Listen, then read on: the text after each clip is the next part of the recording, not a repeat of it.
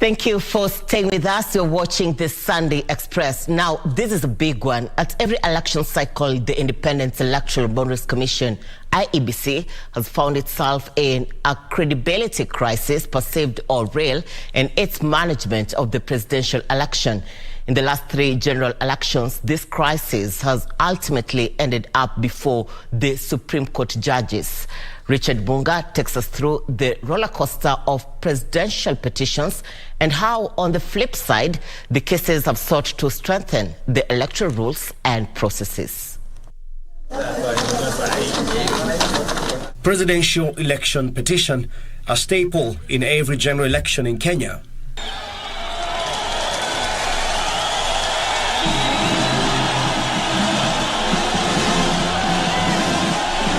Following the promulgation of the current constitution in 2010, the Independent Electoral Boundaries Commission (IEBC) was founded in 2011 with the mandate of independently conducting and supervising any referendum and election to any elective office or position established under the constitution.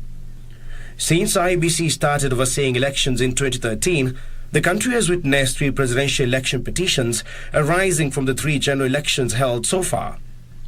Let's take a trip down memory lane. It is late 2011. President Mwai Kibaki appoints Ahmed Isaac Hassan to head the IEBC. Having been appointed the chairperson.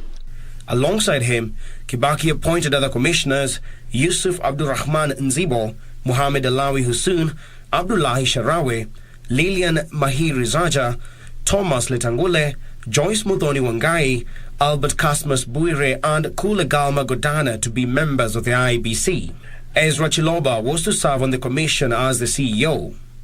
The president also appointed Dr. Regina Gathoni Mwata and Saadi Abdikadir Mohammed to be members of the Commission on Administrative Justice. It was this team that oversaw the 2013 general election.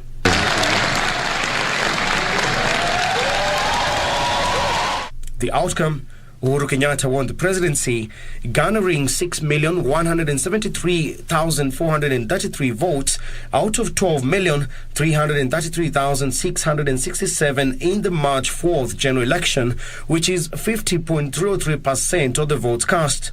His closest competitor, Raila Odinga, would garner 5,340,546 votes, which represented 43.28% of the vote. The second outcome, however, would see Odinga head to the Supreme Court of Kenya to seek legal redress. The first petition contested the inclusion of rejected votes in the final tally, arguing that it had a distorting effect on the percentage votes won by each candidate.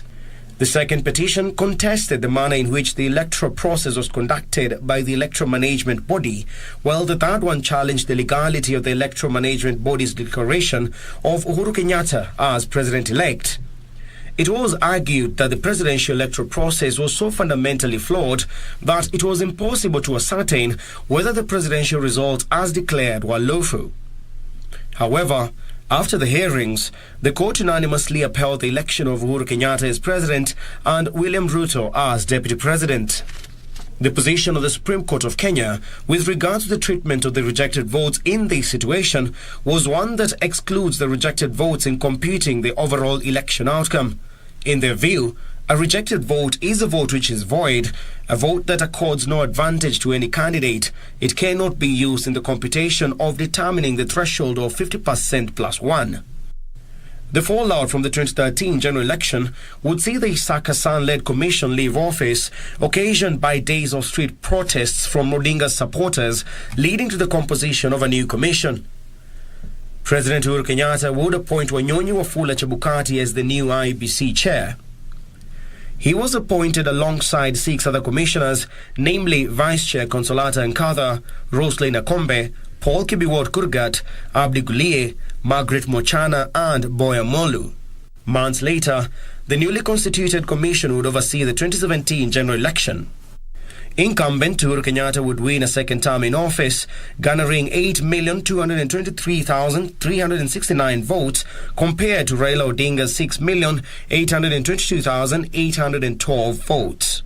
The Supreme Court would once again find itself in the spotlight after Odinga rejected the result, returning to the Supreme Court for legal redress. His lawyers had several issues, claiming the conduct of the 2017 presidential election violated the principles of a free and fair election, as well as the electoral process as set out in the Constitution, electoral laws and regulations, and that the respondent IEBC committed errors in voting, counting, and tabulation of results. In summary, when annulling the results of the 2017 presidential election by a majority of 42, the Supreme Court judges held that there were systemic and systematic irregularities and illegalities that prevented the election from standing. As a result of the foregoing, IEBC conducted a fresh election on October 26, 2017, whereupon the ruling party's candidate Uhuru Kenyatta was declared president. The aftermath of the election wouldn't be any better compared to the previous, with weeks of protest by the Odinga-led National Super Alliance coalition calling for the removal of Chebukati as the IEBC chair. He did not budge. However, Commissioner Rosalina Kombe was the first to leave office. In April 2018, Chebukati suspended CEO Ezra Chiloba over what he termed as gross misconduct at the commission, a suspension that would eventually lead to Chiloba getting fired. The development would see more changes at the Commission as three commissioners, namely Vice Chair Consolata Nkatha, Paul Kurgat and Margaret Mochanya, resigned. This would leave the Commission with a lack of quorum. In 2021, at a time when political campaign mood ahead of the 2022 general election was picking up, Chebukati and IEBC would get a boost as President Kenyatta nominated and appointed four new commissioners, namely Juliana Cherera, Francis Mathenge Wanderi, Irene Masit and Justus Ebonyo, after they were cleared by the National Assembly. The commission geared up, ready to redeem itself after a tough run in the last two elections. This time around, Deputy President William Ruto would be running on a UDA ticket backed by the Kenya Kwanza Alliance against Raila Odinga of the Azimio la Umoja One Kenya coalition party. Hours before the president-elect was due to be announced, chaos ensued at the National Tallying Centre in Bomas of Kenya as the Azimio candidate camp protested, arguing that the planned announcement was premature. Already four of the commissioners had left in a half to address the media from the Serena Hotel, distancing themselves from the declaration the IEBC chair was about to make.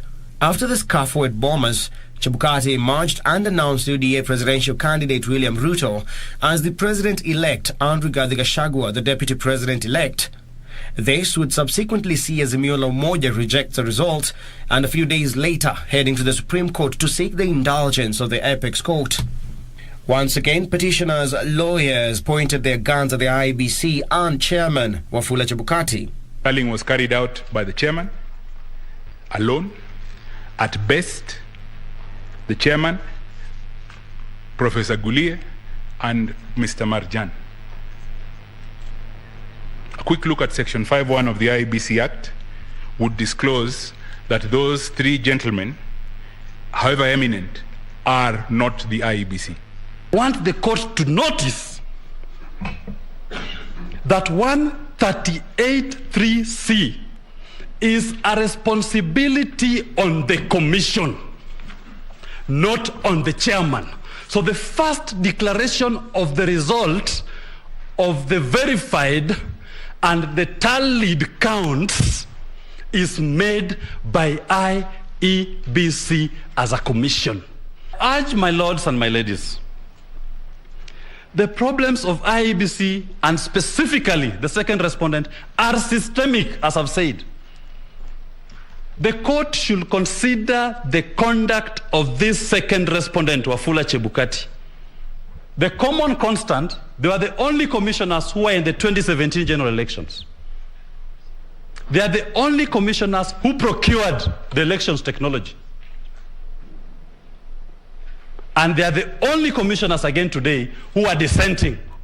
They are the minority commissioners who are trying to countermand a decision of the commission.